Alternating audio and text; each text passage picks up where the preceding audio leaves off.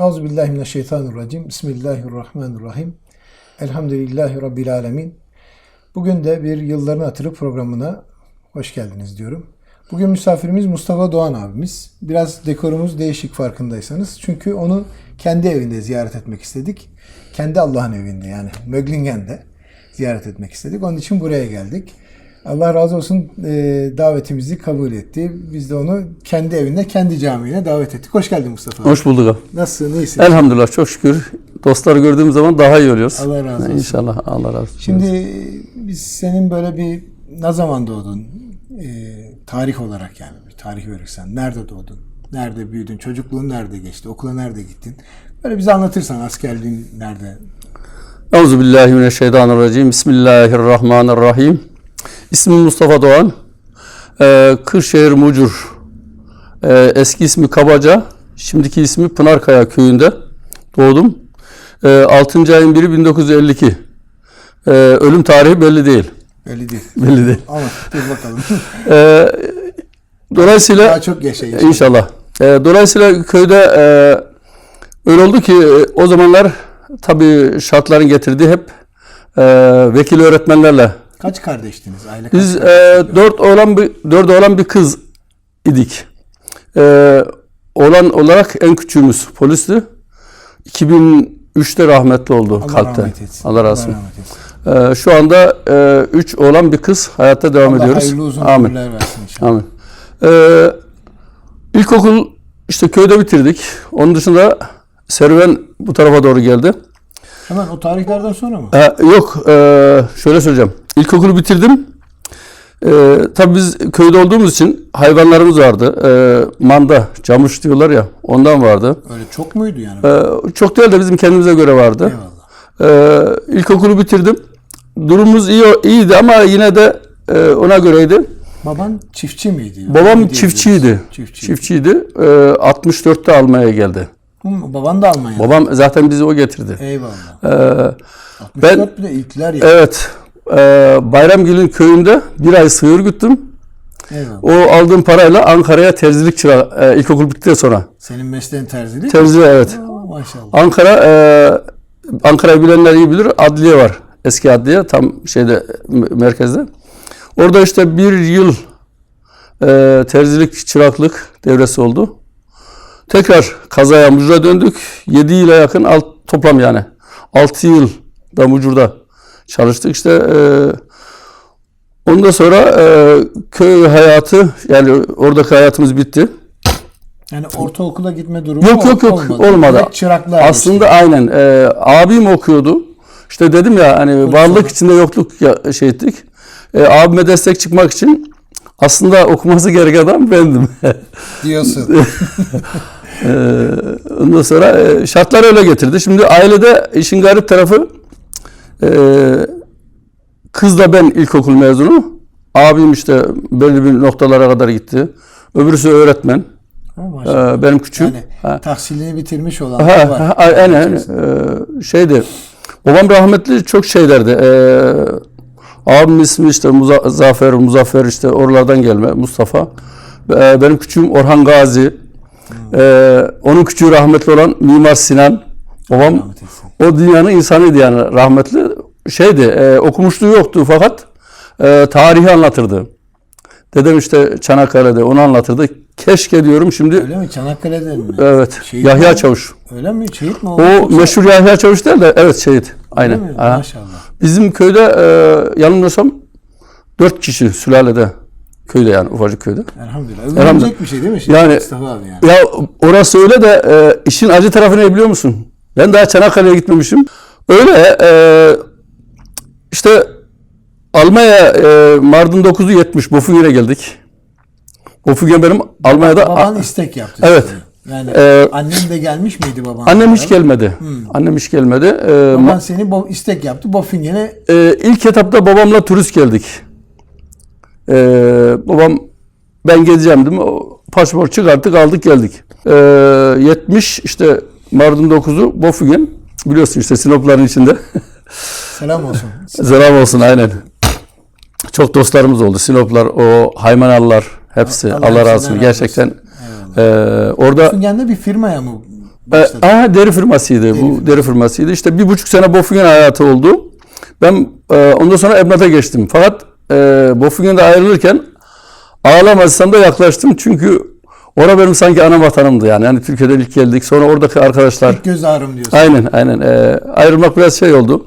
Hatta zaman Ebnat'tayken işte biz onlara gidiyorduk. Onlar bize geliyordu. O eski dostluklar Gidip biliyorsun ya. gelmeler şimdi de kalmadı değil mi? Kalmadı ya. Çok acı bir hikaye. 25,5 sene Ebnat'ta kaldık. 25,5 sene, evet. Ya, Almanya'da zaten 2 firmam var. 1,5 sene evet. Deri firması. 1 sene değil de 1,5 sene kaldık Bofingen'de. Hatıralar çok yani orada. Askerlik bu ara onu Onu anlatacağım. Daha askerliğe girmedik. daha Almanya'ya geldikten sonra tekrar. O zaman 18 yaşında ben geldim. Eyvallah. Yani, yaşında tutmuyor. Yaşım tutmuyor askerle. Şimdi paralı askerlik yok. Er geç bu askerlik bitecek dedik. İşte 1,5 sene Bofingen, sonra Ebnat'a geldik. Ebnat'ta 6 ay çalıştım. Baban da Ebnat'a yani. Beraber. Babamla ikimiz. Beraber taşındık. Babamla ikimiz. Orada bir hatırayı anlatayım. Bofingen'de firmada ayrılırken. Yani insan tabii enteresan yani gerçekten. Oradaki insanlara nereye gidiyorsunuz sorusu vardı. Babamla bizi çok seviyorlardı. Ben de işte çocukluk yani artık çocuk da değiliz ama çocukluk diyelim. Oraya böyle delikanlılık. Dedim Hamburg'a gidiyoruz. Babamı da örgütledim. Dedim ki biz Hamburg'a gidiyoruz. Şimdi Mayıslar geldi. Kurt diye bir Mayıslar vardı.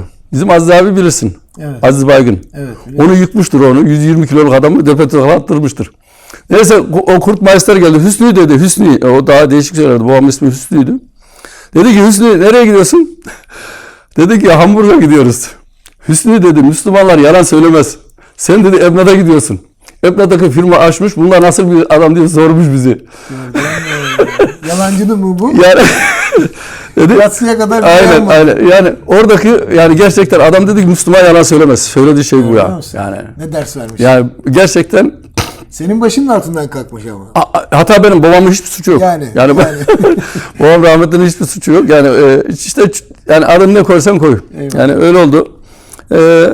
Ebnat'ta 6 ay sonra işte dedim bu iş böyle olmayacak. En iyisi biz askere gidelim. Daha iş bulmamıştın. Yok çalışıyorum. Hiç boş kalmadım. Traub'dayım. Eyvallah. Geçtin hemen Traub'a geçtin. Hemen. Zaten Traub'da iş aldık.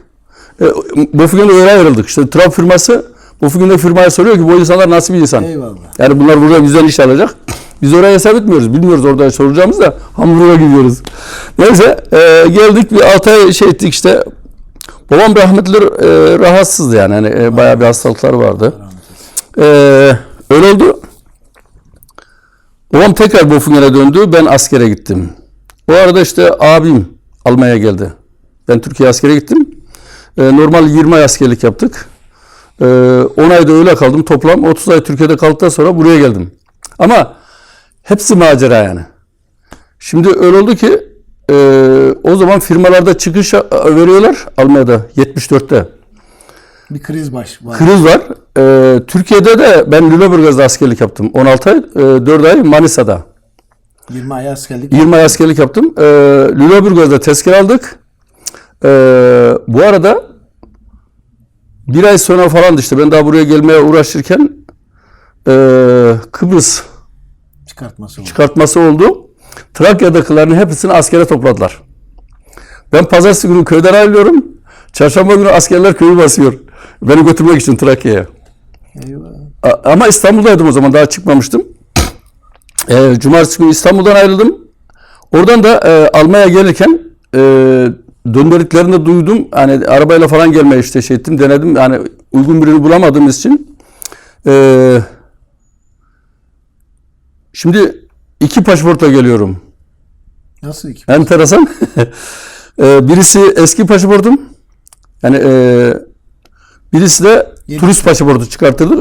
O şeyde sağ olsun işte rahmetli oldu. Amcam vardı Kırşehir'de. Emniyet müdürü vardı. Allah rahmet eylesin. Emniyet müdürüne el değiştirdikten sonra Ecevit hükümeti gelmişti. Adama deli rapor verdiler. Yani deli dediler. Ama Allah'ın adamıydı.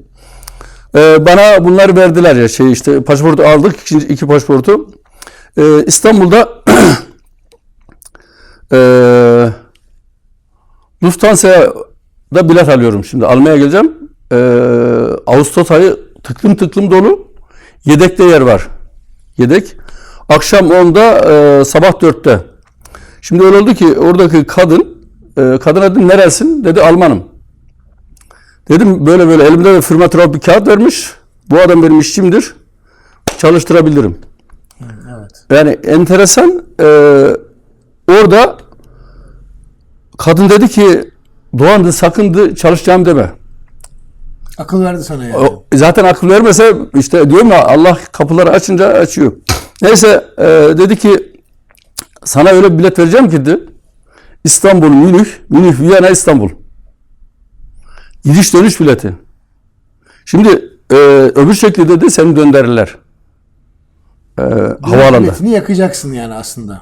Alıyorsun ama yakmak için. Yaktım yani, yaktık da. Tabii. Yani dönüşü Münih, Viyana, İstanbul. Bir de Viyana'ya gideceksin. Neyse öyle oldu ki tam sabah dedi eğer akşam gidemezsen sabah ben seni göndereceğim. Akşam 10'da uçakta benim ismim geldi. Şeyi kapattılar. Dediler almıyoruz. Tam benim ismi yazarken. Tamam doldu dediler. Sabaha kaldık. Sabaha da iş garanti. İşin tarafı cumartesi, cuma akşamı, cumartesi sabah. Ya o gece uyumamışım. Düşünebiliyor musun? Heyecandı. Bilmem ne de işte. Sabah 4'te geldi. Dedi ne oldu Doğan dedi. Dedim durum böyle böyle. İyi dedi. Tamam. Şimdi uçakta geliyoruz. Hep düşünüyorum. Şimdi oradan geçeceğiz gümrükte. Neyse 2 yılda burada kalmışız. Bizi sıraya dizdiler. Uçaktan sonra turist olanlar bu tarafa gelsin. Koskoca kuyruk oldu. En öne ben varım. Bir de kadın tercüman getirdiler. Senin gibi çok var yani orada. Ya uçağın yarıdan fazlası turistmiş. Eyvallah. Şimdi bizim Türkleri biliyorsun. Dışarıda tıklım tıklım dolu. Bekleyenler var. Neyse. Adam dedi ki turist pasaportunu gösteriyorsun. Onunla geliyoruz tabii. İşçi pasaportunu göstermiyorum çünkü oturum yok. Eyvallah. Yani işte oradan da karışır. Neyse turist pasaportunu dedi ki genç de bir polis yani. Basmahal dedi çalışacak mısın? Yok dedim ben dedim bana dedim 100 mark dedim sadece öderseniz çalışmayacağım. Onu da kendim buldum dedim Almanya'da arkadaşlarım var, nişanlım var dedim onu göreceğim. Dedim benim babam fabrikatör Türkiye'de. Maşallah. Ondan sonra dedim bileti de gösterdim. Ben dedim daha Viyana'ya geçeceğim. Orada dedim arkadaşlarım var onları göreceğim. Also gut dedi vurdu üçten biri ben geçtim. Sen yırttın. Ben yırttım dışarıya çıktım. Benden gerisini hep göndermişler. Uçağa bindirip Geri gönderiyorlar. Yani bir ben turist olarak çıkmışım. O arada bana turist mi diye birisi sordu. Ben de he dedim. Ya niye diyorsun? Arkadaş bütün insanlar başıma yığıldı. Nasıl çıktı? Ya dedim benim dedim babam fabrikatör falan işte ama peşimi bırakmıyorlar. Nasıl çıktın? Oradaki karşılayanlar mı? Karşılayanlar ya işte diyorum ya. Onu işte oradan bir açık verdik. Neyse Banıf'a otobüsle geldim. Biraz biliyordum yani o şeyi. İşte önceden olunca. Tecrüben oldu tabii. Aynen. O eski havaalanı şimdiki Erding biraz daha ileri gitti. Ondan sonra geldik. Bana ne kadar kalacağını dedi. O kadınla tercümanlık yapıyor. Ben dedim senin takip ettim. Onu da kendim söyledim. Asıl gut dedi işte bunu vurdu işte. Yani orada yırttık abi. Öyle geldik. Neyse sabahleyin bilmiyorum kaçtı işte. Cumartesi günü geldik. Pazartesi günü firmaya gittik. Çarşamba günü işbaşı verdiler. O arada firmada 4 kişiye çıkış verdiler. Kriz dönemi olduğu için seni aldılar. 4 kişiye çıkış verdiler beni aldılar. Yani el rızkı alırlar. Yani gerçekten Allah öyle kapılar açtı. Bak daha işin arkası bitmedi. Konsolosluğa gittik. Dedi ki konsolosluğa 2 tane pasaport. Orada genç de bir açık bir bayanla beyi var. Yanımızda. Babam rahmetli işte beraber verdik. Hangisini uzatalım diyorlar şimdi konsolosluğa pasaportun. Babam önceden haber vermiş. Ondan sonra ben düşündüm dedim turist pasaportuna turist yazardım. Onu dedim eski pasaportu zaten. Onu uzattırdık. İyi okey. O arada işte o arkadaş Afyonlu muydu ya? Afyonlu olacak yanılmıyorsam yanlış bana ait. O taraftan. Dedi ki amca sen Kırşehirlisin dedi. Bu işi de Kırşehirler yapar. Avusturya'da dedi, ben dedi tercümanlık yapıyormuş o. 500 tane Kırşehirli beraber işçi yaptık dedi. Bu şekilde. Yani bu iş dedi öyle. Yani orada velhasıl Yani kalma sürecin öyle başladı burada. Yani aynen. İkinci dönem askerden döndün, kalma sürecin başladı. Başladı. Evlilik zuhur etti. Çocuklar. Kaç çocuk var Mustafa abi? Benim 3 kız var. 3 kız var. Allah bağışlasın. Allah razı olsun. Devamı da sorsana. Oğlan yok mu diyor. Yok mu oğlan? Şimdi Adanalı bir hoca vardı. İsmi hatırıma gelmiyor, bilirsin. Senin çocukluk devrinde. O eski yerde bizim. Gençlik devremde. He. Nuri Hoca mıydı ya Adanalı? Nuri olabilir. Yaşıyorsa kulaklar çınlasın. Öldüyse Allah rahmet eylesin. Bana dedi kaç çocuk var? Hocam dedi 3 kız var dedim. Dedi ki oğlan yok mu? Dedim askere gitti gelmedi. Şimdi adamın kafa karıştı. Yani evet 3 kız var. 2 kız torun var. Bir erkek torun var. İşte 3 de torun var elhamdülillah. Allah bağışlasın. Allah razı olsun. Burada Trabzon'da işler yürüyor. Aynen. Çalışıyorsun. Başka da firma çalışmıyor. Yok benim Almanya'da 2 firmam var. Birisi Bofin'deki işte Bofingen 1,5 yıl. 25,5 senede Ebnat. Ebnat'taki işi de bitirdin. Emeklilik süreci başladı herhalde. Bir öyle Aynen bir yani bu sıkıntılı bir süreçle beraber. Aynen bu ellerimde alerji oldu. Çalışamadım. Firma çıkış verdi. Çıkış verdiğinde şöyle söyleyeyim. Bu arada firmada 15 sene yakın hep uzun çalıştık. 13-14 saat. İyiydi. Ben masraflı biri değil. Trabzon'da çalışırken orada bir şey söyleyecektim de orayı karıştırdım. Çıkış aldın. Paralı çıkış aldın. Onu diyecektim. 13-14 saat 10 saat çalıştığımız zaman ben dedim bugün hiç çalışmadım. Yani kısa çalışınca aynen. Yani firmayla hiçbir problemim olmadı. Adamlar yani gerçekten çıkış verildiğinde ben mahkemeye müracaat ettim işte. Mahkemeyle şey ettik. Ayrıldık. Yani olmasa da belki daha farklı olabilirdi düşünüyorum. Yalnız şunu ben hesap etmiştim. 50.000 mark alırım, 25.000 işte o zaman cami alınmıştı. Yeni alınmıştı bu yeni yer. Yani dedim 25 oraya olur, 25'te başka bir nokta. Milli görüş. Milli görüş. Ha. Yani o peki yani bu tamamlayalım da bu camilerin açılış sürecine doğru gelelim. Ya zaten ben oraya geliyorum. Oraya geliyorum yani. Aynen. Yavaş Bu zaten otomatik geliyoruz oraya. Şimdi benim çünkü buraya taşınman da galiba biraz onunla bağlantılı gibi, değil mi? Yoksa nasıl o süreç geçti? Bu Möglingen'e geçti. onu anlatacağım. Buyurun. Orası şimdi şöyle. Firmadan ayrıldım. Ellerimde yara olduğu için ayrıldık. Yani firma beni bırakmak mecburiyetinde kaldı. Biz ayrılmak mecburiyetinde kaldık. Berufsgemeinschaft anket yaptı yani tanıdı. Maaş vermedi. Elimdeki yaraları. Yani şeyin altında diye. Prosentin düşük olduğu için. Bielefeld'e gitmiştim. O arada bir arkadaş dedi ki 30 sene çalışmış adama çıkış vermişler. Firma 5 kuruş para vermemiş. Evet. Şimdi benim doktor da yazmış. Doktor Hel vardı. Ahmet abinin arkadaşı. Bu adam bu iş yerinde çalışamaz. İstersen 50 sene çalış. 5 kuruş para vermiyor isterse firma. Mahkemede 10.000 mark verdiler bize. Dediler bunu Doğan'ı sevdiğimiz için veriyoruz.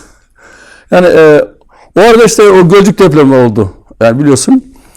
Uğur Aslan işte Allah kabul etsin. Yani ben sağ elini verdiğini sol elini duymayacak diye hikaye var. Evet. Biz onu o zaman söyledik. Şöyle bunu olarak söylemiyorum. Hani teşvik babında dediler. Üstünde Allah razı olsun. Elbengen'deki kardeşleri de tamamladık. 2 tane prefabrik ev. O zaman işte Gölcük'e göndermiştik. Allah kabul etsin. Yani Allah razı olsun. İnsanın yaptığı hayır onunla beraber gider. Hiç aynen. Aynen. Yani ondan sonra işte çıkış süreci başladı. Çıkış sürecinde sonra bu cami alındı. Caminin inşaatı başladı.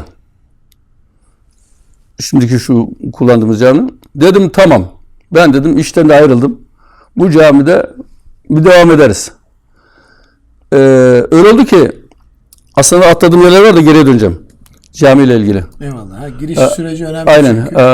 O şeyde bayram kaza yaptı. Evet. Bayram geldi. Aynen. Kaza yaptı. 2 gün çalıştım inşaatta. Caminin işte inşaat yapılıyor. Rahmetli Hacı Nihat, Bayram Hoca kulaklar çınlasın. Ramazan abi bunlar zaten ekip sağlamdı. Evet. Aynen. Şimdi bu inşaat işte başladı. Bayram kaza yaptı. Orada dursun. biraz geriye döneyim. Şimdi Ebnat'ta Travuk'ta anlatırken beraber atladık. Daha sadece Haydanem'de bir cami var. Milli Görüş Camisi. Eyvallah. Bu arada benim o İstanbul Zeytinburnu'da kalan manevi kardeşimiz, kulaklar çınlasın. O burada biz komşuluk yaptık. Sonra Münih'e gitti. Ayda bir o bana geliyor, ben ona gidiyorum, geliyoruz. Bu arada biz orada daha bu arada Milli Görüş'ün üyesi yokken tanımaya başladık. Eyvallah. O Münih'te işte. Sene kaç tahminen? Sene 76-77. Yani yeni daha hareketlerin başladığı zaman. O arada Osman Hoca vardı. Osman. Soy ismini bilmiyorum. Kulaklar çınlasın, yaşıyorsa öldüyse Allah rahmet eylesin. Aynen. Bu adam Adapazarlıydı. Yeni gerçekten insanların susadığı, yani bu Avrupa'da işte Banuflar'da buluştuğu yıllarda yeni işte camilere derken bu şeyi anlatmıştı. Bu Tübingen tarafına geldiğini. Buraları anlattı. İşte şöyle o gelişmeler var, böyle gelişmeler var. Biz bu arada dedik bir de ARN. Aslında yani burada çok kısa kişilerin haberi var. Daha hiç ARN'de sadece Diyanet yeni kuruluyordu işte o eski cami. Kanal Sırası kiralık. Orası vardı. Bu arada bunlar yüklendiler, bana geldiler. Hafta sonu, pazar günü. Ebnat'a geldiler. Arabaya da Milli Selamet Partisi MSP'yi zorla almışlar. Plakayı. Münih plakalı olduğu için SP'yi de almışlar. İşte Milli Selamet. İlk işte Selamet'in yeni kurulduğu yıllar işte o biliyorsun. Allah razı olsun çok hararetli kardeşlerimiz vardı. Orada tabii biz Ebnat'ta bilenler bilir yani Haym'da vardı. Bayburtlar vardı, o Erzurumlar vardı. Onların kurduğu bir mescit vardı. Belki sen de yorulmuştun bilmiyorum. Ebnat hatırlıyorum. O mescitte biz kılıyorduk yani namazları. Daha halinde cami yokken. Ondan sonra işte o dediğim şeyde sonra Haym'ın altındaki yer başladı. Aynen oraya başladı. O arada bunlar dediler ki ya işte biz burada bir milli görüş kuralım. Kim var burada? Yani tanışıyoruz diyoruz camide Hacı Nihat var. Ne yapalım? Ona gidelim. Gittik. Allah rahmet eylesin. Amin. Haym'da kalıyor o zaman sizler yoksunuz. Belki hatırlarsın işte bekar kaldın. Sen çocuksun da abilerin. Biz 81'de abimler 80'de geldi. Evet. Biz 81'de geldik annemle. Evet. O zaman baban işte bekar. Doğru bunun yanına gittiler. Baba amcan işte rahmetli herhalde Milli Selamet'te. Evet. İstanbul'da ildeydi o. Öyleymiş. Amcam, Allah rahmet aynen onlar işte konu edildi orada. Dediler burada milli görüşü kuracaksınız. Yani esas milli görüşün temeli orada başladı. Ben hatta biraz daha şimdi kendime pay çıkarmak gibi olur da kesinlikle değil. Milli görüşün temeli Ebnat'a atıldı. Yani öyle diyeyim de yani kesinlikle bu pay çıkartma babında değil yani. Yanlış anlayanlar olabilir yani. Allah razı olsun. O kardeşlerimiz Allah razı olsun onlar işte diyorum ya. Onların gelişi yani hareketi güçlendirdi. Canlandırdı. Ondan sonra evlerde işte toplantılar başladı. Duymuşsundur, etmişsindir. Bunlar bilinen şeyler. Ben de katıldım. Yalnız hatıralar çok da Nazım abi vardı. Ankaralı Nazım. Meşhur. Kardeşimiz kulaklar çınlasın çok oldu. Mücahit oldu ama bunun öncesi var. Bu adam komünistti. Yani bunu derken niye bilinmez için söylüyorum. Şimdi öyle oldu ki Hacı Nihat rahmetli Ebnat'ta bizim evde toplantı var. Ya inanır mısın? 3'ü hatırlıyorum 4 herhalde 4 defa akşam pazartesi iş var. Pazar günü bak. Akşam saat 8-9 4 defa alene Opel rekordu vardı biliyorsun. Uçtuğu Opel rekortlar. 4 defa alene indik. İkisinde ben vardım. İşte bir diyor işte Nazım abi var. Alıp geliyoruz. Ondan sonra filan var alıp geliyoruz. Ya 4 dakikada alene indir mi Ebnat'ı yokuşta? Ben ayağımı diriyorum. Ama Hacı Nihat iner. İner aynen abi. Yani öyle hatıralar. Ondan sonra işte bu Ahmet abinin kulaklar çınlasın. Öksüzün. Yani gerçekten onu da beni unutmaz yani. Gördüğü zaman hep Ebnat diye. Daha önce de tanışıyorduk. O Bayburtların yanına gelip gidiyordu Ahmet abi. Yani oradan da Bayram Hoca işte bu Ramazan abi falan hep diyorum ya her hafta bir yerde bizim Molla Yahya abi kulaklar çınlasın. Her hafta bir yerde toplantı var. Yani gerçekten ondan sonra tabii bu şeyler oldu. Bir de Heyecan var zaten. heyecan var.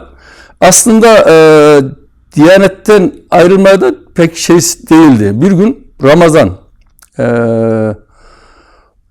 Kadir Gecesi miydi? Estağfurullah. Yani bir gecelerden birisi. Ramazan oruçta Kadir Gecesi olabilir. Ya oradan mübarek. İşte dediler ki halka kuralım. Baban rahmetli, işte bizim o grup diyelim. Zikrullah yapalım. Ya orada zikrullah yaptık. Cemaatin bir yüzde yeni çıkıyor. Tabii başlandı orada. Biraz da işte bizim Sesli zikir. aynen. Olur. Şimdi gülenler oldu, bilmem ne edenler oldu. Rahmetli Zeki Hoca. Allah rahmet eylesin. Allah rahmet eylesin. Onları bayağı bir kızdı. Aslında birlik görüşe katılmıyordu ama o hareketi yapanlara bağırdı, çağırdı orada. Ondan sonra dediler ki ya biz bu işi burada olmaz. Bunu kendi başımızın çaresine bakalım. Yani ayrılma sebebinin bir ucunda da o var yani. Hani yollar ayrıldı. Evet. Yani hikaye çok uzun. Hani ben aklıma gelenleri anlatıyorum. Daha aklıma gelmeyenler de var. Eyvallah. Tekrar dönelim işte bayramın kaza yaptığına. 8 ay bayram hastanede yattı. Allah hayırlı şifalar. Allah razı olsun. Tübingen'de biz ilk bir ayı günlük gitti geldik. Şimdi Ebnat'tan trafiği düşün. Stuttgart'ı yarıp geçiyorsun. Varıp geliyorsun. Zor bir süreç. Ya öyle oldu ki zaman zaman bu kafam zang zang edip baş ağrısı, sıcak, yazın. Yani orada işte dedim bu camide Allah kabul etsin. Orada çalışacaktık. Bayramın yoluna gittik geldik. Niyetin hali işte. Aynı. Aynen yani. Kadar sevap Allah-u Teala yazmış. Elhamdülillah yani ben hiçbir şüphem yok o konuda. Yani bu arada hikayeler çok aklıma gelen bir daha anlatayım. Ekrem Baykal kulaklar çınlasın. Çok eski camide işte biliyorsun yeni yani tanışıyoruz işte insanlarla bir araya yeni geliyoruz. O cami açıldı, kiralık tutuldu. Pazar günü buluşuyoruz işte. Cumartesi çalışıyorum. Ben dedi seninle konuşmayayım. Onun böyle bir hareketi var. Dedim tamam Ekrem Baykal. Konuşma dedim. Sebep ne? Ya konuşma. Yani ismini de bilmiyorum işte ettik. Dedi ki geçen hafta sen bana yamuk dedin. Dedim bak yamuk olmasam bu kelimeyi söylemezdim dedim. Şimdi Bir ara çok geziyordu bu yamuk mülk. aynen. Şimdi bak Ekrem Baykal dedim. Ben İç Anadolu'da geldik. Bizim orada şaka yaparlar ve de sevdiği insanlara insan şaka yapar. Biz dedim konuşmayı hep şakayla başlatırız. Bu dedim kesinlikle sen yamuksan ben de yamuğum. Çünkü ben senin arkadaşınım. Eyvallah. Ondan sonra Güzel bağlama. yani aynen kulaklar çınlasın. Sonra çocuklar da işte yamuk hikayesi uzun devam etti de. O da oradan başladı. İşte orada gerçekten Allah rahmet eylesin. Herkesin hatırası yok da Selim Allah rahmet eylesin. Allah rahmet eylesin gerçekten. Kutbettin adam buyur Selim abi gelir. Selim abi böyle. Bettin bizim orada çaycımız. Çaycımız. Hatırlıyorsun değil mi? Hatırlıyorum. Ondan sonra adam gider çayın başına. Kutbettin adam gelir buraya. Buyur Selim abi. Selim abi de ses yok. Orada bayağı bir hatıra yani gerçekten. Evet. Yani öyle oldu. Aynen bu aklıma gelenler ya. Tok sesiyle Selim abi. Aynen. Kulaklarımızda çınladı şimdi şu anda yani. Evet, Allah gerçekten. rahmet etsin. Yani dolayısıyla ev aradık. 8 ay. Ya şimdi BG'de bayram iş kazası yaptığı için Eyvallah. BG'de işin içinde dediler ki ama sözlerini tutmadılar. 350 bin ile 500 bin mark para veriyoruz. Mark olarak. İster ev alın ister kiralık ama kiralık uzun vadeli olacak. Biz dedik madem öyle Umbau yapıyoruz. Umbau yapacağız. Şimdi öyle oldu ki biz de onlara güvendik. Hani yazılı bir şey almadık. Sözlü. Ondan sonra işte ev aradık. En son bayağı işte diyorum ya 8 ay. Burayı bulduk. Nasip buraymış işte. Elhamdülillah. Ya ben arzum şuydu. Birinci planda Wasseralfingen. Aradığımız hiçbir ev bulamadık.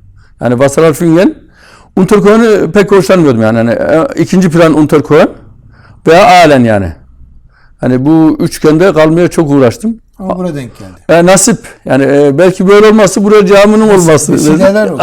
Aynen. Allah-u Teala öyle Elhamdülillah. Yani, takdir etti. aynen. Ben pişman değilim kesinlikle. Yani dolayısıyla Buraya taşındı. buraya taşındık. İşte burada taşınır taşınmaz da sen hiç rahat durmuyorsun. Hemen böyle bir oluşum yapmışsın yani maşallah. Ya bizim Teşkilatçılık ruhu var yani. Salih abi kulaklar çınlasın. Kürt Salih var. Yatalak. Baban iyi Allah bilir. şifalar versin inşallah. Belki sen de biliyorsundur. O dedi ya bu kış yerle gittiği yerde boş durmaz dedi. Ondan İyi ki boş durmuyorsun. Allah razı olsun. ya şimdi öyle oldu ki ya selamünaleyküm, aleykümselam, işte bu Çıkar amca, o da Gümrük'te gelmiş. Bizim karşıya en yakın komşu. Dedim ya burada kaç Türk var? Ben dedi 3 kişi tanıyorum. Ya öyle bir kopuk bir yer ki kimse kimseyi tanımıyor. 25'in üzerinde yani 30'a yakın aile ev almış. Kimse kimseyi tanımıyor. Burada. Gölgen'de. Yani ev almış bu adamlar. Bir de 30 sene kirada, 40 sene kirada oturanlar var. Yani buradan ayrılmak istemeyenler. Ya dedim burada 30 aile demek yani bayağı bir yakın insan demek. ya bunlar ev almış. Ev almayanlar Daire. belediyenin verisi 55 aile.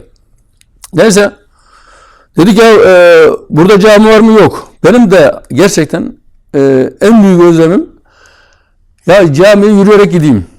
Böyle bir cami olsun. Yani Alen'de mesela onun için daha çok şey ettim. Alen'de kalmayı, yani tamam Vasarıfık'ın da arabayla gidiyor Bir ama. yer bulsaydın çok güzel olacak. Yani aynen. Ama burada buldun. Elhamdülillah yani nasip, Cenab-ı Allah nasip etti diyor ya, neyi istediğinizde vermedim diyor. Sizin ilk açılışları da hep yakınındaydı. Senin cemiyetler. Burada birkaç tane açtınız çünkü değil mi? Ha, o zaten şuradaydı birisi. Postaneyi aldık, orası da şey. Postane oğlum, sonra burayı aldık. Aynen. Ya postanede şey etmedik, cami faaliyeti yapmadık, o biliyorsun ha. Öyle kiralık. Yani aynen. Yani öyle oldu. Elhamdülillah dedik ya burada bir cami olsun. Dediler olmaz. Ya dedim Allah isterse olur. Şimdi kulaklar çınlasın. Keşke burada olsaydı. Ali Furkan'ın babası Adil, bizim meşhur. Allah. Selam olsun. Abi. Selam olsun. Ya inanır mısın? Başına da kalkıyorum yani. Burada da onun için rahat söylüyorum. Adam da diyorum ya birine terminaline gidelim. Şimdi kadınlar yavaş yavaş irtibat kurmaya başladılar. Benim kız işte. İrtibat kurmaya başladı. Kimseyi tanımıyorsun. Köye gelmişim. Çokları bizim hanım da biliyorsun biraz şeydi. Bunlar Arap falan demişler. O zaman da işte hacda macda geldiği için örtü biraz değil. Aynen. Ya bir adam gel de hatta bazen bir hoş geldin de. Ha? Ya onu diyorum, zaman zaman başlarına kalkıyorum yani. Bir Allah'ın kulu bana hoş geldin demedi. Kucaklıyorlar seni ama elhamdülillah. Allah razı olsun ya, elhamdülillah yani ben yani iyiyiz. Evet. Burada gerçekten ben onu dedim ta başta beri, biz bir aileyiz burada yani. Allah razı olsun. Artılarımız var, eksileri var. Cemiyetler olmasa biz ne yapardık bilmiyorum. Aynen yani gerçekten. Şimdi burada mesela adamın arabası yok ya efendim işte şu dendi. Ya işin acı tarafı Gümrük'te hep engellemişler. Hoybak'ta cami yapacağız. Burada cami var ki orada ne gerek var camiye? Hoybak camisi için. Ya kardeşim Hoybak'ta çevresiyle beraber 400 aile olduğu söyleniyor. Yani Hoybak'a elzem. Şimdi işin tarafı Hoybaklılar bu sefer dediler ya işte Hoybak'ta cami var, Mölgün'de ne gerek var? Kulaklar çınlasın. Ragıp hocam buraya geldi işte. İlk gelen oydu. Hatta 10 gün falan şeyde kalmıştı alemde. Dedim hocam, onun müftülüğü de var biliyorsun Zeytinburnu'da. Hocam dedim böyle işte yani Hoybak yakın. Burada dedim şey istenmiyor. Cami olsun. Hoybak'ta var, buraya ne gereği var? Dedi ki burada kilise var mı? Var hocam dedim. Burada cami olacak dedi. Ben de şeyini veriyorum. Fetvasını. Dedi bu işin lahmıcımı yok dedi. Burada kilise varsa camide olacak. Elhamdülillah. Ya öyle oldu ki bak şimdi çok yerlerde müsaade etmiyorlar. Allah bize tam şehrin merkezini nasip etti. Elhamdülillah. Yani, elhamdülillah. Çok güzel yeri burası. Yani tam yol üzeri. Adamlar ayağa kalktı. Fakat ve seviliyor da Şitat tarafından da benimsenmiş bir yer. Sen ne diyorsun İbrahim kardeşim ya? Her tarafta böyle değil yani. Yok. Yani mesela bizim Şitat'la problemimiz olmadığı gibi mesela yarın işte buranın Garten Şavı olacak Gümrük'le beraber. Buralara çiçek yapın. Adamlar şey diyorlar yani. Bir defa kermese çıkmasak niye çıkmadınız? Ya. Yani teşvik ediyorlar. Teşvik yani. ediyorlar aynen. Şitat. Aynen yani. Çok güzel. Allah razı olsun. Allah razı olsun. Cümlemizden. Peki ne düşünüyorsun? Avrupa'daki neslimiz nereye gidiyor? Nasıl düşünüyorsun? Yani önlem alabilir miyiz? Nasıl bir şey olur? Neslimiz nereye gidiyor? Yani bu gerçekten en zor soru bu. En acı da bu. Şöyle ki ben Allah'tan ümit kesilmez. Amin. Ama şu anda baktığın zaman yani sen belki göremiyorsun da ben burada görüyorum. Yani ümitsizlik var gibi ya, hayır. Yani buna katılmıyorum ama yani durumun vahametini Müslümana ümitsizlik yakışmaz. biliyorum. Vahametini söylemeye çalışıyorum. O Yani yönden bakarsak aynen. ama vahim diyorsun. Ama vahim yani hani belki Türkçe olarak şey demiyoruz. Şimdi burada şu inşallah yani bu gençlerin ve de büyüklerinin yani veren veriyor ama çok az. Yani şimdi eskiden adam sen de biliyorsun camiyle alakası olmayan insanlar halinde camiye çocuklarını getiriyordu, bırakıyordu, gidiyordu eve. Niye? Evde kafamı dinleyeyim. Yani Eyvallah. yani çocuk 5 dakika gitsin kafamı dinle. Ama şimdi artık çocuklar evde zararsız. Ellerinde bu. Onun için bu inşallah bir Cenab-ı Allah bir sebep gönderip yolların geriye açılması. İkincisi de gerçekten Ailelere çok iş düşüyor. ailelere çok iş düşüyor. Uzman insanlara çok ihtiyaç var. Evet. Yani ne kadar uzman insanımız var. Yani şöyle bakacaksın bak ve Aile eğitiminden anlayan. aynen yani Aileleri işte eğitim uzman edecek dediğim aynen yani bu çünkü insanlara ihtiyaç. aynen yani bu yani çok elzem, acil yani hani bir insana çok acil kan lazım da Kangren olmuş bir vücut var. vücut yani. var yani aynen yani. Eyvallah. Peki yani yaptığından dolayı çok gurur duyuyorsun. İyi ki yapmışım dediğin hayatında en önemli böyle en yüksek noktada çok şey yapmışsın elhamdülillah görüyorum da yani hayat serüveni içerisinde hangisini ön plana çıkartırsın? Valla bu şu anda tam şey demeyeceğim yani ya ben her yaptığım işi Gururla ve gururla şerefle yaptım yani aynen. Mesela ben buradan önce mesela Alem'deki camide bu yani gerçekten sessizdim belki hani şeyden yoktu. Uzun Ortada çalışıyorduk. olmasan da işin Ya içindeydin. aynen yani burada şu da çok önemli. Hanımlar çok önemli. Yani yine hanım konusuna girmek durumundayım. Şimdi adam bir şeyler yap. Bir de böyle bir diploman var. Ona da Ha, anlat o- bakalım böyle nasıl bir diploma veriyorsun sen? O gelecek. Tamam. Şimdi Allah razı olsun yani burada bazen şakayla ileri geri konuşuyoruz da hanımın çok büyük etkisi katkısı oldu yani. Desteği var. Desteği var yani. Şimdi bir hanımın desteği olmasa erkeğin yapacağı hiçbir şey yok. Yapamazsın. Ben geçen birine dedim ya ben şöyle böyle dedim bak hanım sen hanıma dedin ki ben Mustafa Doğanlara misafirliğe gideceğim. Hanım gitmiyorum derse dedim götürebilir misin? Çok zor. Ya mümkün değil abi ya. Zor değil götüremezsin. Belki bir defa zorlayıp götürürsün. Götüremezsin. Yani burada bu iş gerçekten erkeklerin hanımlarını yetiştirmesi gerekiyor. Evet. Yani Önemli bu husus. aynen. Allah razı olsun. Allah razı olsun mesela Erbakan hocam. İyi ki bu hanımla evlendim diyorsun yani. Diyebilir miyiz? Şimdi ya kulağa duyarsa böyle Duysun inşallah. şimdi ben onun yüzüne karşı pek şey etmiyorum da yani tabii ki yani elhamdülillah yani ben o yönde şeyim mesela 3 kızım var dünyalara değişmem. 3 torunum var dünyalara değişmem. Hadis-i şerifede muhatapsın. Yani Bizden hepsi- elhamdülillah yani.